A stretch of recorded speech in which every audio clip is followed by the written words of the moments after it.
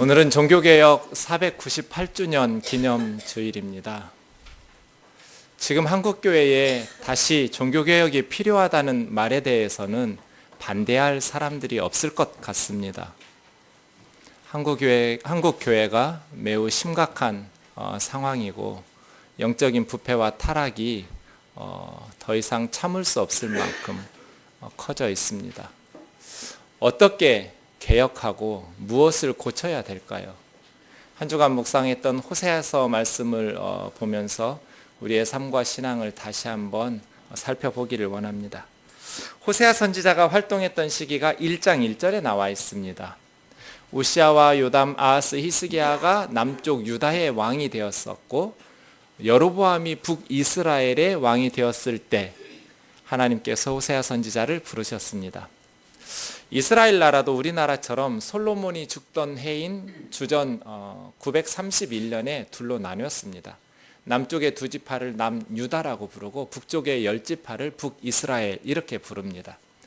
그런데 호세아 선지자가 활동했을 때는 남쪽 왕으로 하면 우시아, 요담, 아하스, 히스기야, 북이스라엘 왕으로 하면 여로보암 2세 때 말씀을 시작하는데 여로보암 2세 때가 이제 우시아하고 비교되거든요. 그때부터 시작되어서 히스기야 하면 사실은 주전 722년에 북이스라엘이 멸망하기 때문에 북이스라엘이 멸망할 때입니다. 그러니까 호세아 선지자는 여로보암 2세 때부터, 그리고 여로보암 2세가 물러난 후에 한 30여 년 후에 북이스라엘은 멸망하거든요.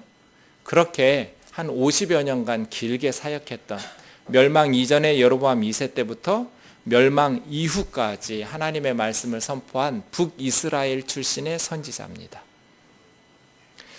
그러니까 호세아 선지자는 북이스라엘에 보내시는 하나님의 마지막 경고라고 할 수 있습니다. 이스라엘 사람들이 호세아 선지자를 통해서 주시는 하나님의 말씀을 듣고 니느웨 사람들처럼 회개했다면 아수르에게 멸망하지 않았을 겁니다. 하나님의 마지막 경고와도 같은 호세아 선지자의 메시지를 거부하고 들었음에도 불구하고 하나님 앞에 회개하고 돌아오지 않아서 이스라엘은 멸망하게 된 것입니다. 호세아 선지자, 이스라엘 멸망 전에 하나님께서 멸망하지 않기를 바라는 간절한 마음으로 이스라엘에 보내주셨던 하나님의 종입니다. 그런데 호세아 선지자는 다른 선지자들하고 좀 다르게 특이한 점이 있어요. 다른 선지자들은 하나님의 말씀을 입으로만 선포했다면 호세아 선지자는 자신이 직접 체험한 말씀을 선포하도록, 특별히 가정생활의 경험을 가지고 하나님의 말씀을 전한 선지자입니다.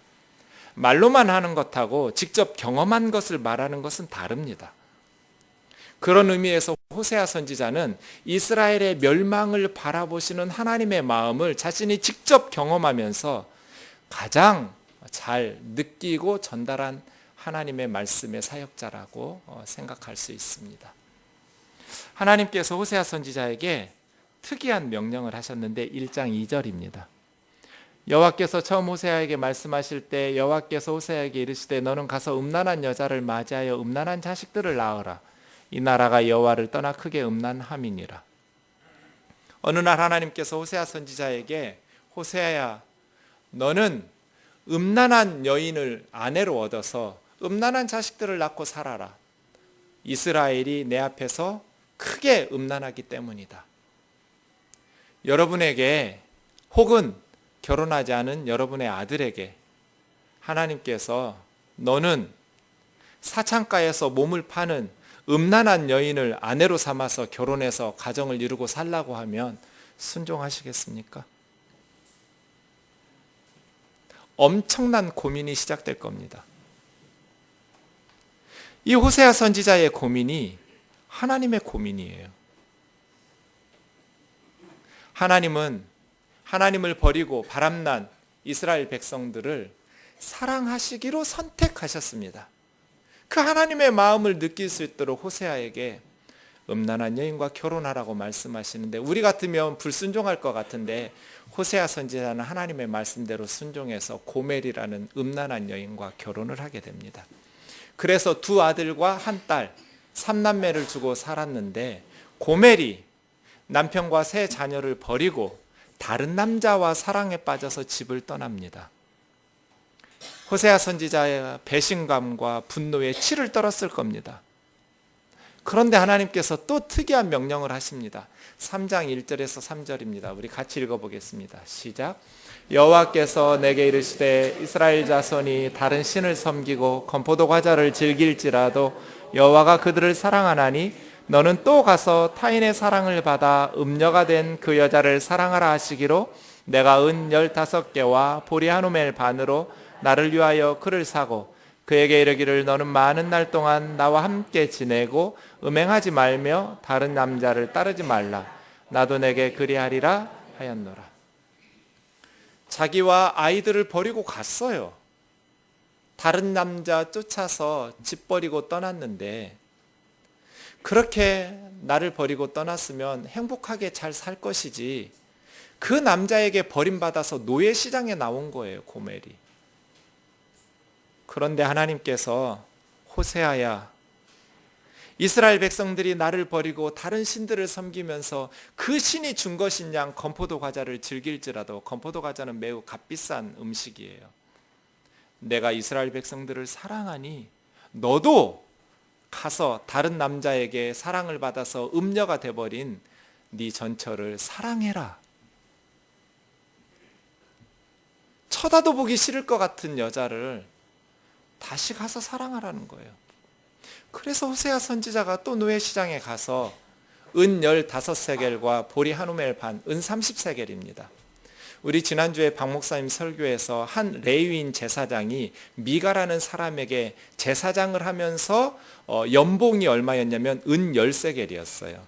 그러니까 1년치 제사장 연봉이 은 10개였는데 호세아는 은 30개에 해당하는 비싼 돈을 지불하고 고멜을 다시 사온 것입니다. 그러면서 이 신랑이 뭐라고 말해요? 너는 많은 날 동안 나와 함께 지내고 음행하지 말며 다른 남자를 따르지 마라. 나도 너에게 그렇게 하겠다. 자기는 바람핀 적도 없어요. 그런데 자기와 세 자녀를 버리고 딴 남자하고 바람이 나서 가버렸다가 노예가 된 그 고멜을 사오면서 나와 함께 지내고 다시는 다른 남자 따르지 말라고, 나도 너만 바라보고 살겠노라고 말하는 거예요. 이 엄청난 아픔이 하나님의 아픔이고 이 호세아의 고민과 갈등이 하나님의 고민과 갈등이에요. 호세아 선지자는 하나님의 마음을 이스라엘을 향한 버리지도 못하겠고 사랑할 수도 없는 바람난 이스라엘을 향한 고뇌, 아픔, 상처, 이러한 갈등을 고스란히 자기가 느껴가면서 멸망 직전의 이스라엘 백성들에게 하나님의 말씀을 전한 선지자입니다. 그래서 호세아서는 다른 어떤 성경보다 가슴에 와닿아요. 자신이 직접 경험했던 그 경험을 기초로 하나님의 마음을 전달하고 있기 때문입니다. 호세아서를 읽고 나면 가슴이 먹먹해져요. 호세아서를 읽고도 이스라엘 백성이 정신을 차리지 못하면 이제 방법이 없어요. 이제 오늘 본문을 살펴볼 텐데 오늘 호세아서 11장 8절에서 11절을 보려면 1절에서 7절을 먼저 좀 보셔야 돼요. 우리 1절에서 4절까지만 먼저 같이 읽겠습니다. 시작. 이스라엘이 어렸을 때 내가 사랑하여 내 아들을 애굽에서 불러냈거늘 선지자들이 그들을 부를수록 그들은 점점 멀리하고 바알들에게 제사하며 아로새긴 우상 앞에서 분향하였느니라. 그러나 내가 에브라임에게 걸음을 가르치고 내 팔로 안았음에도 내가 그들을 고치는 줄을 그들은 알지 못하였도다. 내가 사람의 줄 곧 사랑의 줄로 그들을 이끌었고 그들에게 대하여 그 목에서 멍에를 벗기는 자같이 되었으며 그를 앞에 먹을 것을 두었노라. 호세아서에서 지금까지 하나님은 신랑으로 또 이스라엘 백성은 아내, 신부로 비유하면서 말씀을 하셨는데 11장에 와서는 하나님을 아버지로 그리고 이스라엘 백성들은 어린 아들로 비유하면서 설명하고 있습니다. 에스겔서 16장에 보면 하나님의 백성을 어린 딸로 비교하면서 말씀 전하기도 합니다. 이제 부모와 자녀, 아버지와 자녀들의 관계로 하나님의 말씀은 선지자들을 통해서 주어졌습니다. 이스라엘 백성들이 어릴 때, 어린 아들과 같을 때, 애굽에서 종살이하고 있을 때 하나님께서 그 아들을 사랑해서 그들을 애굽의 종살이에서 끌어냈습니다. 그리고 이스라엘 백성들을 하나님의 백성 삼으셨어요. 근데 이스라엘 백성들은 선지자들을 보내셔서 부르면 부를수록 점점 더 멀리 하나님을 버리고 달아나는 거예요. 하나님께서는 이스라엘 백성들에게 저 에브라임은 북이스라엘 10지파의 대표 지파예요. 그래서 에브라임 하면 북이스라엘을 가리킵니다. 남쪽 유다 2지파의 대표는 유다 지파여서 유다라고 부르죠. 하나님께서 이스라엘 백성들이 어릴 때 손을 잡고 걸음마를 가르치는 아버지처럼 그렇게 가르쳤어요. 상상해 보세요. 갓난 아이가 걷지를 못해요. 기어다녀요. 그 아이의 손을 잡고 걸을 수 있도록 아버지가 걸음마를 가르쳐 주시듯이 하나님께서 이스라엘 백성들에게 걸음마를 가르치셨고, 또 아버지가 팔로 안아서 아들을 자기 품에 안는 것처럼 이스라엘 백성들을 하나님의 팔로 안아서 가슴에 안았다고. 그런데 이스라엘 백성들은 하나님께서 그들을 치료하시는, 하나님이 그들의 치유자라는 것을 깨닫지 못했어요. 하나님은 사람의 줄, 짐승들을 끌고 다니는 줄이 아니에요. 사랑의 줄이에요. 사랑의 줄로 이스라엘 백성들을 이끌었어요. 짐승처럼 끈 게 아니에요. 그래서 표준 세번역은 사랑의 띠로 업고 다녔다고 번역했어요. 그런 의미예요.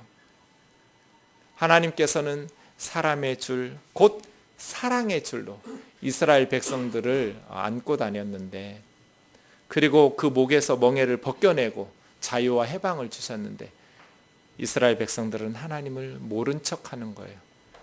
하나님께서 이스라엘 백성들 앞에 먹을 것을 주셨어요. 저 두었다라는 말은 길게 늘어뜨리다여서 음식을 가지고 입에 떠내주는, 길게 뻗어서 입에 넣어주는, 그렇게 번역한 성경이 많아요.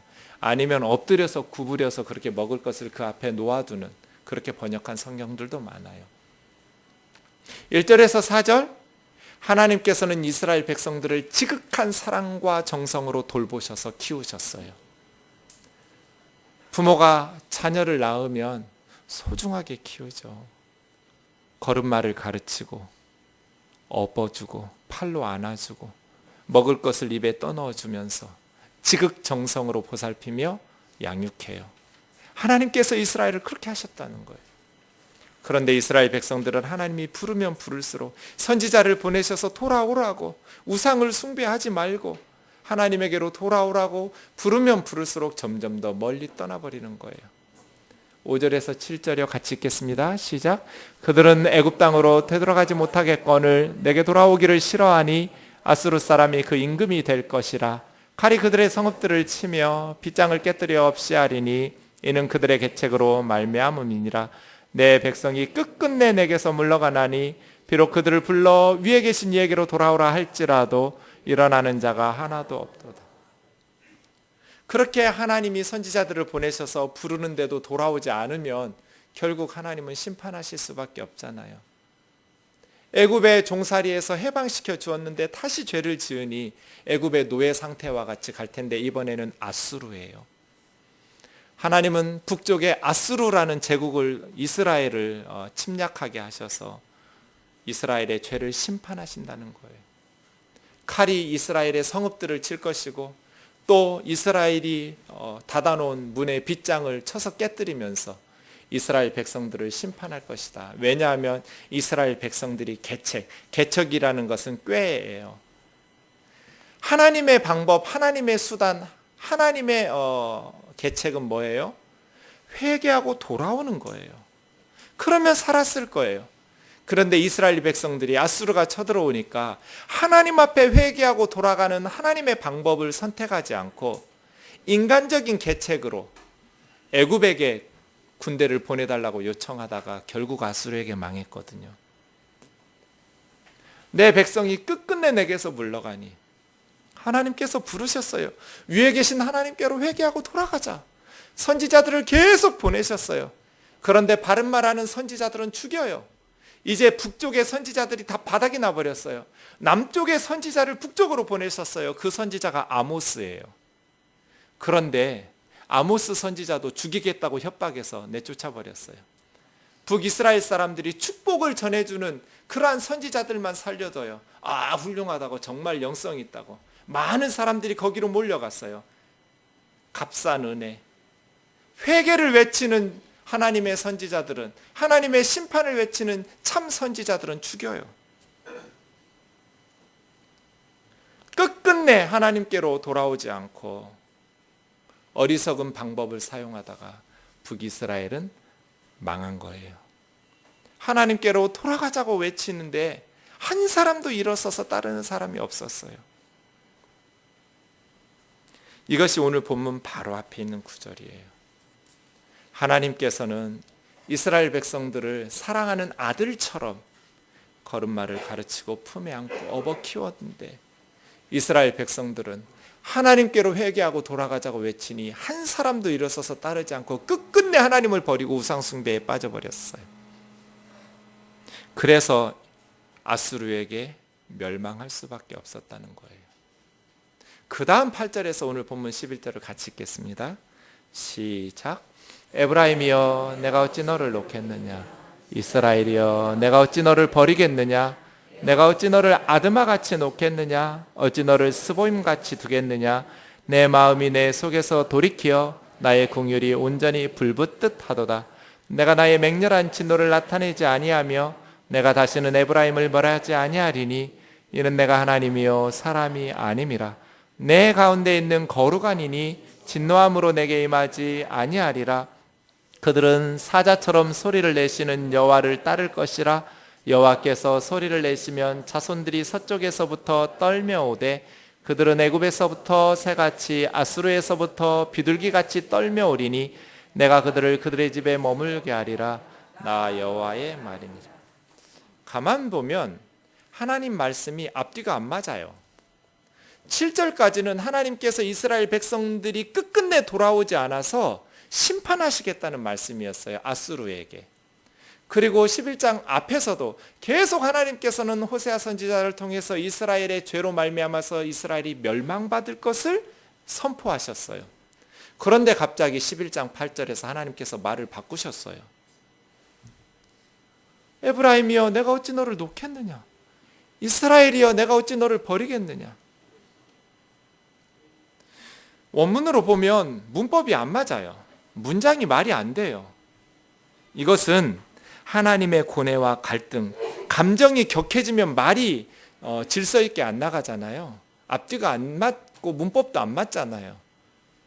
하나님의 고뇌와 갈등이 그 어긋난 문법에서 알 수 있듯이 말이 앞뒤가 안 맞는 말씀들을 쏟아내고 계셔요.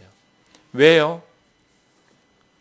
하나님께서 계속 선지자들을 보내서 돌아오라니까 죽이고 협박하고 쫓아내고 바른 말하는 사람들의 입을 다 막아버렸어요.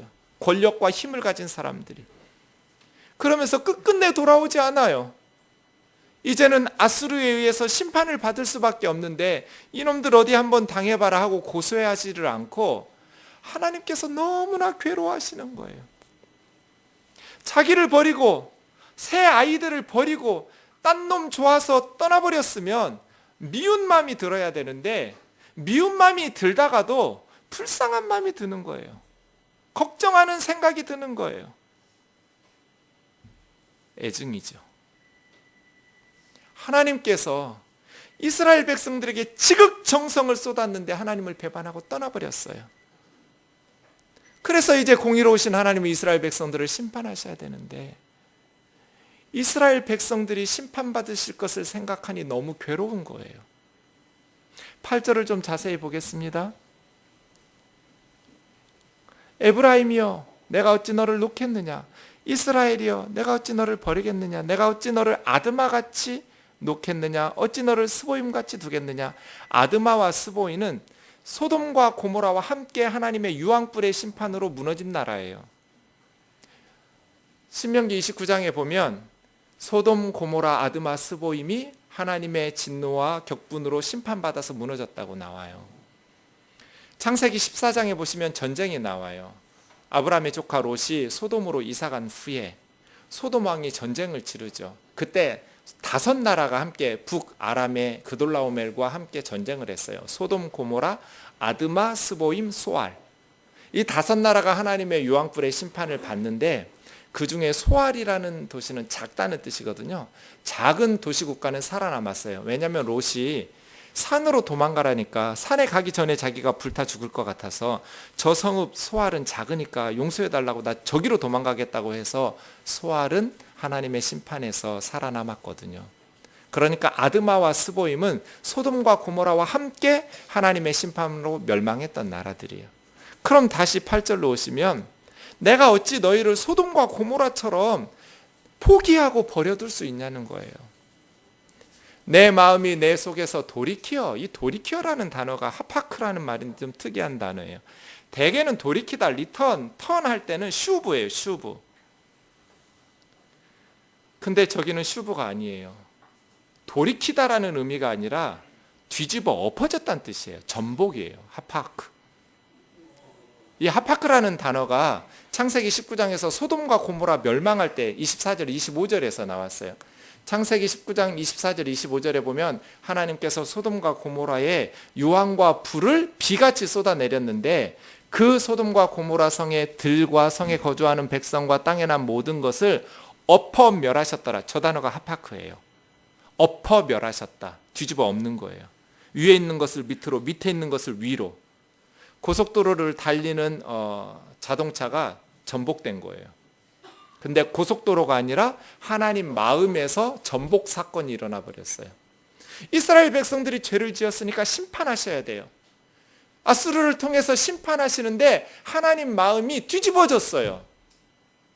하나님 마음에 전복 사고가 일어나 버렸어요. 왜요? 그 다음이요. 나의 긍휼이 온전히 불붙듯 하도다. 하나님께서 심판받아 멸망당하는 그 이스라엘 백성들을 향한 불쌍히 여기는 마음이 불붙는 것 같은 거예요. 저 불붙듯 하도다라는 단어가 까마르예요. 까마르. 이 까마르라는 단어는 구약 성경에 4번밖에 안 쓰였어요. 그런데 여러분 절대로 잊어서는 안 될 단어예요. 불붙다. 이 까마르라는 단어 불붙어서 새까맣게 탔다고 외우시면 돼요. 성도들이 어떤 상황 속에서도 하나님의 마음이 나를 향해서 이 까마르 했다라는 것을 잊으시면 안 돼요. 그래서 제가 4군데를 좀 찾아보려고 그래요. 하나는 이 호세아 11장 8절이고요. 맨 처음 까마르라는 단어가 나온 게 창세기 43장 30절이에요. 요셉이 베냐민을 22년 만에 다시 만났을 때 요셉은 형들의 미움을 받아서 애굽의 노예로 팔렸어요. 17살에. 형들의 미움을 받아서 이집트의 노예로 팔려갔는데 이제 자기 어머니가 낳다가 죽었어요. 그 동생 베냐민을 낳다가 어머니는 출산 중에 죽었어요. 그 어린 동생을 두고 형들의 미움을 받아서 노예로 팔려갔거든요. 22년 만에 다시 만난 거예요. 헤어질 때는 17살, 지금 고등학교 1, 2학년 또래였는데 22년 만에 다시 만났을 때 요셉은 39살이었어요. 아들을 둘이나 둔 애아빠가 되어서 22년 만에 꿈에도 그리워하는 동생 베냐민을 본 거예요.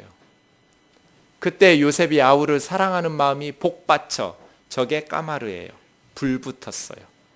22년 만에 엄마가 낳았던 동생 베냐민을 보면서 그 동생을 사랑하는 마음이 불이 붙었어요. 너무나 속이 타니까 자기 방으로 뛰어들어가서 엉엉 대성통곡하고 울었는데 그 울음소리가 온 총리 관저 사람들, 애굽 사람들이 다 들을 수 있도록 우리 총리가 우는구나 깨달아 알 수 있도록 울었어요. 이게 까마르예요. 두 번째 까마르라는 단어가 나오는 게 열왕기상 3장 26절인데요. 솔로몬의 재판에서 나왔어요. 창기들이었어요. 둘 다 아들을 가지고 있었는데 자다가 한 엄마가 아들을 죽였어요. 압사됐어요. 그래서 살아있는 다른 여인의 아들을 자기 거라고 우기기 시작했어요. 솔로몬 왕 앞에 재판이 시작되었죠. 우리가 잘 아는 대로 솔로몬이 어떻게 했어요? 칼 가져오라고. 이 살아있는 애를 반으로 쪼개가지고 반씩 나눠주겠다고. 그때 엄마가 한 말이에요. 그 산 아들의 어머니 되는 여자가 그 아들을 위하여 마음이 불붙는 것 같아서. 이게 까마르예요. 왕께 아뢰되 청하건대 내 주여 산 아이를 그에게 주시고 아무쪼록 죽이지 마옵소서. 갑자기 자고 일어났더니 자기 아들을 저 여자가 뺏어가려고 하는 거예요. 왕 앞에 갔더니 왕이 칼을 가져오라는 거예요. 그 칼로 반씩 나눠주겠다는데 이 엄마가 속이 불붙는 거예요. 그 아들이 불쌍해서. 그래서 왕에게 내 아들 아니라고, 저 엄마에게 주라고. 근데 가짜 엄마는 지혜로우시다고 반씩 나눠달라고. 머리도 나빠. 그러면 탄론하잖아요. 그래서 솔로몬의 재판에 나올 때 까마르예요. 자기 아들이 죽게 생긴 거예요. 지금 속이 불이 붙었어요. 세 번째는 예레미야 애가에 나와요. 호세아 선지자가 북이스라엘의 멸망을 경험하면서 말씀을 전했다면, 예레미야서는 남유다가 이제 바벨론에게 멸망할 때 멸망 직전에 하나님의 말씀을 전한 선지자가 예레미야예요. 그 멸망 때 모습을 애가로 부르는데, 굶주림의 열기로 말미암아 우리 피부가 아궁이처럼 검은이이다. 저 검은이이다가 까마르예요. 너무 굶어서 속에서 열이 나고 얼굴이 새카맣게 탔는데 아궁이 숯처럼 새카맣게 탔다. 까마르. 못 먹어서 우리 피부가 빨갛게 또 새카맣게 달아올랐다. 까마르. 그리고 마지막 까마르가 쓰인 곳이 호세아 11장 8절이죠. 에브라임이여 내가 어찌 너를 놓겠느냐. 이스라엘아 내가 어찌 너희를 포기할 수 있겠느냐. 내 마음이 내 속에서 뒤집어져서 나의 긍휼이 온전히 까마르 불붙는 것 같구나. 그렇게 선지자들을 보내서 돌아오라고 외치는데도 끝끝내 돌아오지 않아요. 우상 숭배하고 윤리적으로 타락하고 세상에 빠져 살았어요. 그런데 하나님께서 심판하시면서도 어쩔 줄 모르고 몸살을 앓는 거예요. 10절이요. 그들은 사자처럼 소리를 내시는 여호와를 따를 것이라. 여호와께서 소리를 내시면 자손들이 서쪽에서부터 떨며오되 애굽에서 새같이 아수르에서부터 비둘기같이 올 것이다. 나는 사람이 아니고 하나님이기 때문에 그들의 집에 머물게 할 것이라고. 저 사자가 부르짖는다고 할 때 저 사자는 암사자예요. 히브리어에는 성이 있어요. 명사에. 수컷인지 암컷인지 구분이 돼요. 새끼를 잃은 암사자. 울부짖는 거예요. 새끼를 잃은 어미가 울부짖는 것처럼 하나님께서 이스라엘 백성들을 향해서 이제 나라 망하고 아수르로 가고 애굽으로 도망간 이스라엘 백성들을 향해서 울부짖으면 이스라엘 백성들이 새처럼 날아서 다시 이스라엘로 돌아와서 살게 될 것이다. 이것이 오늘 호세아 선지자의 메시지였어요. 우리가 오늘 묵상한 호세아서의 메시지는 문학적 수사가 아니에요. 그냥 과장법도 아니에요. 실제 역사예요. 왜냐하면 예수 그리스도의 십자가 때문이에요. 하나님은 말로만 이렇게 하신 것이 아니라 내 속이 죽을 것 같다고 뒤집어져서 불붙는 것 같다고 말씀만 하신 것이 아니라 그 마음 때문에 십자가 사건을 직접 일으키셨어요.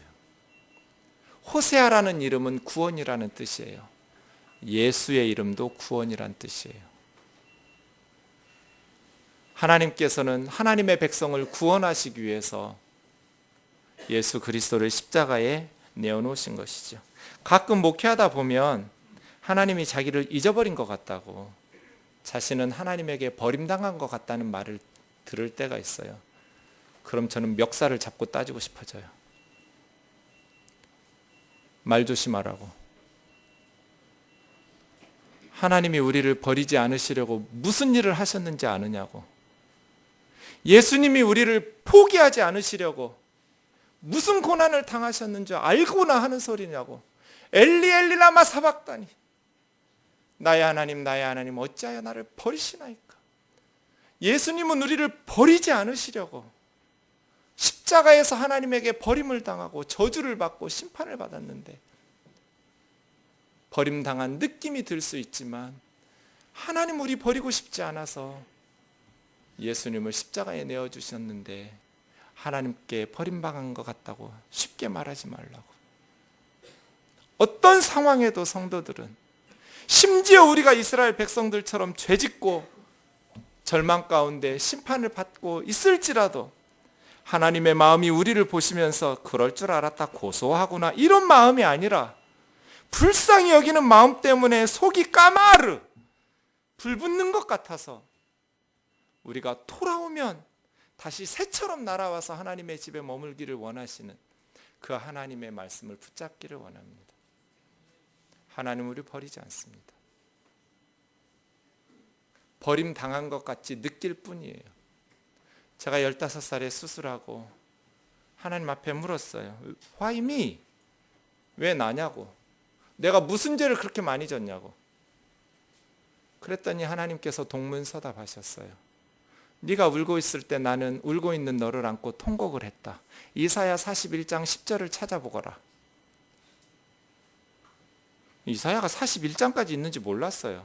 주로 저는 신약만 읽어서, 신약은 40장 넘어가는 게 없잖아요. 그렇게 긴 성경도 있었나 하고 옆에 있는 성경 찾아봤더니 66장까지나 있더라고요. 이사야는. 읽으면서 외웠어요. 두려워 말라, 내가 너와 함께 함이니라. 놀라지 말라, 나는 내 하나님이 됨이니라. 내가 너를 굳세게 하리라. 참으로 너를 도와주리라. 참으로 나의 의로운 오른손으로 너를 붙들리라고. 그냥 읽으면서 마음에 박혀버렸어요. 왜 너냐고? 왜 이런 일이 너에게 이루어졌느냐고? 그것에 대해서는 대답 안 하셨어요. 그런데 네가 울고 있을 때 나는 울고 있는 너를 안고 안타까워서 통곡을 했다. 두려워하지 마라. 내가 너하고 함께 있다. 놀라지도 마라. 내가 니네 하나님이다. 내가 너를 도와줄 거야. 내가 너를 굳세게 할 거야. 의로운 오른손으로 너를 붙잡아 줄 거야. 그 뒤로 저는 하나님을 한 번도 원망해 본 적이 없어요. 내가 이해할 수 없는 일이 내 인생에 많이 일어났지만 하나님을 원망해 본 적은 없어요. 왜냐하면 15살에 분명히 말씀하셨거든요. 하나님은 이렇게 본문에서 말씀하고 계신 것 같아요. 나는 공의로운 하나님이고 너희가 죄를 지은 것은 사실이다. 하지만 내가 어찌 너를 버리겠느냐. 내 속이 뒤집어지고 나의 긍휼은 새까맣게 타고 있구나. 나는 누구의 죄도 눈 감아줄 수 없는 공의로운 하나님이다. 그러나 어찌 내가 너를 포기하겠느냐. 나는 너를 놓지 않을 것이다. 나는 결코 너를 포기하지 않을 것이다. 나는 하나님이다. 사람들과 다르다. 내가 반드시 너희를 다시 찾을 것이다. 죄악 때문에 심판을 받아서 아수르에 끌려가겠지만 나는 너희를 절대로 포기하지 않을 것이다. 새끼를 잃은 어미 사자처럼 울부짖을 것이다. 너희가 내 소리를 들을 날이 올 것이다. 그리고 새처럼 날아서 다시 회개하고 돌아올 것이다. 하나님의 사랑이 밥 먹여주냐고. 나는 돈이 필요하다고. 나는 건강이 필요하다고. 하나님의 사랑을 경험하지 못해서 그래요. 하나님의 사랑을 경험하고 나면 아무것도 원하는 게 없어져요. 사도 바울이 그랬어요. 다메섹 도상에서 예수 그리스도를 만나고 하나님의 사랑을 깨닫게 되었어요. 그리고 고린도후서 5장 13절 14절에서 이렇게 고백해요. 우리가 만일 미쳤어도 하나님을 위한 것이요 만일 정신이 온전하여도 너희를 위한 것이니 그리스도의 사랑이 우리를 강권하시는도다. 그리스도의 사랑이 우리를 강권하시는도다. 강권한다라는 말은 에코라는 말이에요. 신이라는 말은 함께, 시너지, 심포니 할 때 그 신이에요. 함께. 에코는 소유하다, have예요. 함께 소유하다, 함께 가지다, 포유하다, 에워싸다. 그래서 함께하게 하다. 그리스도의 사랑이 우리를 포유해버렸어요. 그리스도의 사랑이 우리를 결박해버렸어요. 묶어버렸어요. 그래서 함께하지 않도록, 함께하지 않으면 불가능하도록 만들어버렸어요. 우리가 미쳤어도 하나님을 위해서 살고 정신이 온전해도 교회를 위해서 너희들을 위해서 살 수밖에 없다. 왜냐하면 예수님의 사랑이 우리를 포유해서 우리를 포로로 만들어버렸다. 그리스도의 사랑이 우리를 강권하기 때문에 우리는 복음을 위해서 살지 않을 수 없다는 거예요. 종교개혁이 뭡니까, 여러분? 한국교회가 무엇을 고쳐야 될까요? 무엇을 개혁해야 될까요? 저는 하나님의 사랑 앞으로 돌아와야 된다고 봅니다. 하나님의 사랑을 깨달을 때 하나님의 속이 뒤집어지고 하나님의 긍휼히 여기심이 불붙는 것 같다는 이 견딜 수 없는 하나님의 사랑을 듣고 예수 그리스도의 십자가 앞에 하나님의 사랑을 다시 깨닫고 돌아오는 것이 종교개혁이라고 생각해요. 한국 교회가 하나님의 이름으로 많은 사역하려고 하지 말고, 그렇게 해서 부패하게 되지 말고, 돈 끌어모아서 뭔가 하려고 하지 말고, 예수 그리스도의 사랑으로 돌아와라. 하나님의 마음 앞으로 돌아와라. 그것이 개혁이다. 사랑은 사람을 가장 확실하게 변화시킵니다. 진정한 종교개혁은 우리 마음속에 다시 한번 하나님의 사랑이 임할 때, 하나님의 사랑의 음성을 듣고 우리의 삶을 돌이켜서 하나님의 마음 앞으로 나아갈 때 진정한 종교개혁이 일어날 줄로 믿습니다. 목회하다 보면 포기하고 싶을 때가 있어요. 너무 지쳐요. 그럴 때마다 주의 음성이 들려요. 내가 어찌 너를 놓겠느냐? 내가 어찌 너를 버리겠느냐? 내가 어찌 너를 아드마같이, 내가 어찌 너를 스보임같이 포기할 수가 있느냐? 내 마음이 내 속에서 돌이키어 나의 긍휼이 온전히 불붙는 것 같구나. 하나님의 음성이 들려요. 그 하나님의 사랑 때문에 저와 여러분이 구원받은 줄 믿습니다. 그 하나님의 사랑 때문에 우리가 지금 이 자리에서 예배드리고 있습니다. 남은 인생 우리는 어떻게 살아야 될까요? 하나님의 마음을, 하나님의 사랑을 깨닫고 하나님 앞으로 돌아오기를, 하나님께 나아가기를 주의 이름으로 축원합니다.